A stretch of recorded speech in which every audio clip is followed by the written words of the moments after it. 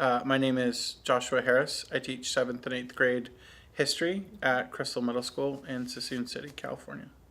Planning for this lesson requires a couple different things. The starting point is always the content standards, the history content standards for, in this case, 7th grade. And they have what's called a blueprint, which ranks the standards. So in this section of this chapter, I picked out what has the highest emphasis, and then I went through and picked which excerpts, and then backwards engineered my objective from that. What do I want them to get out of it? And then I turned that into the objective, and then it's setting up all the technical stuff, creating the slides and all that sort of thing.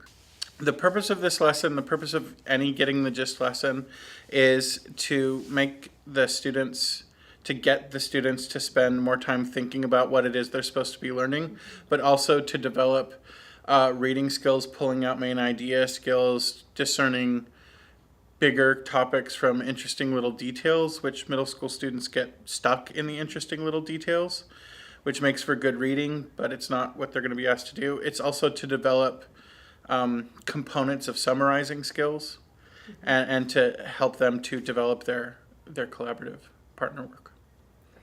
What I think worked well in this lesson was most of it. I honestly felt like the only parts of it that I'd want to do over were the things I did.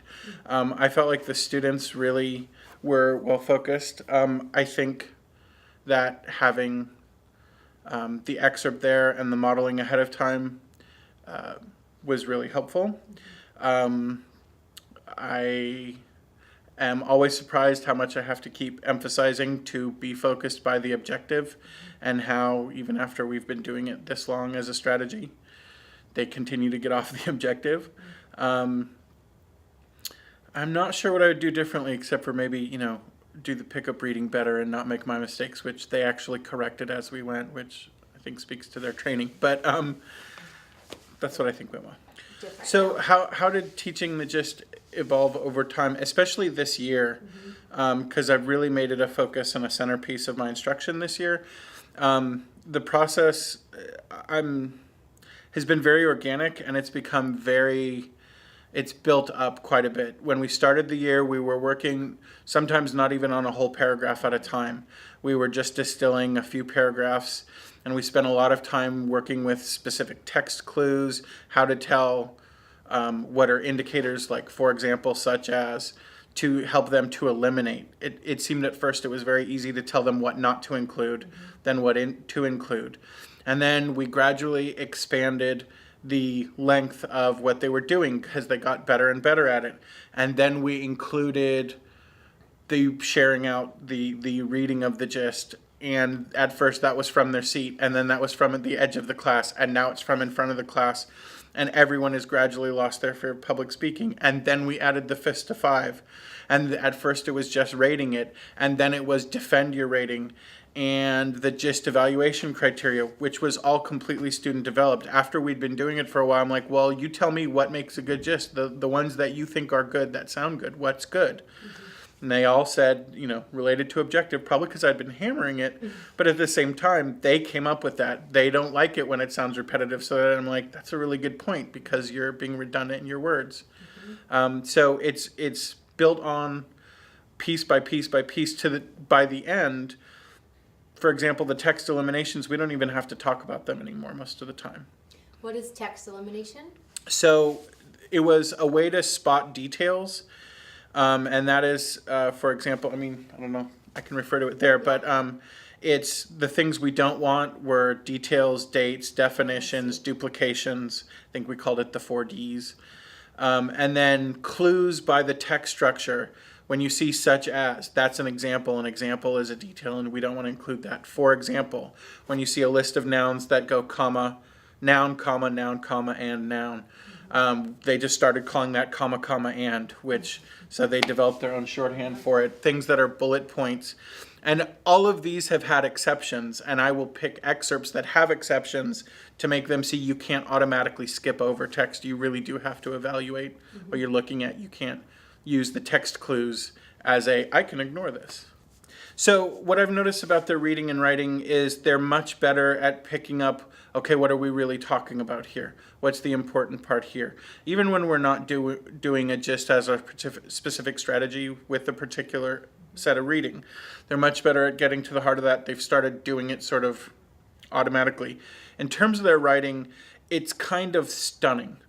After about the first 6 months, the amount of progression, if you thought of it as a chart or a graph, the angle of increase, suddenly at some point, a little past mid-year, it just shot up. And suddenly it was like things just clicked for across the class.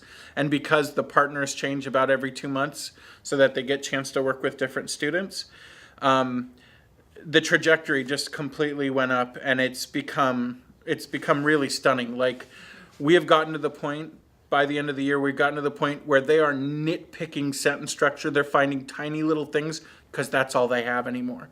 Because they're on objective, they're not repetitive, they're coming from the text, they're not pulling things in from another part of the book that they knew, which they did at the beginning, but nobody does that anymore. Even in my classes where it's still a challenge to them, this trajectory turned this corner at some point, and it all just got better. It was like Malcolm Gladwell's 10,000 hours thing. Right. Yeah. But we didn't spend 10,000 hours. The first couple weeks honestly was partner norms and getting used to things, making eye contact, providing verbal responses. And the tasks weren't really about the reading itself. It was the tasks were to facilitate the partner work. So once that foundation had been laid, and we did actually get into academic discussions, it started with for example, the eliminations. I think we can take out this. I think we can take out that. And I would stress that at the start of every lesson. And then as I de-stressed it and start putting into what it is, instead of pulling away, like focus on what it is, then they start doing that.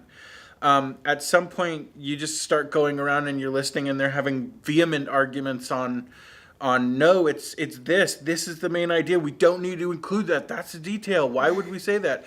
Or how to combine things. It's surprising how focused they get on the material, and how very comfortable they are with it. It's another reason to change partnerships, though, because you find in some pairings that one partner tends to start dominating, or the one who's the better debater starts winning, and the other one gets it. So you just rotate partners. You put two strong kids together. That's always entertaining. I think if you're just starting the gist for the first time, I think use material that you're familiar with. And that don't try to do all the parts all at the same time. The highlighting the text, I didn't add in until later. I didn't let them do the highlighting on their own. For example, that was we did that as a whole class for a while. But the gradual release of responsibility works really well here. You start out doing a lot of scaffolding.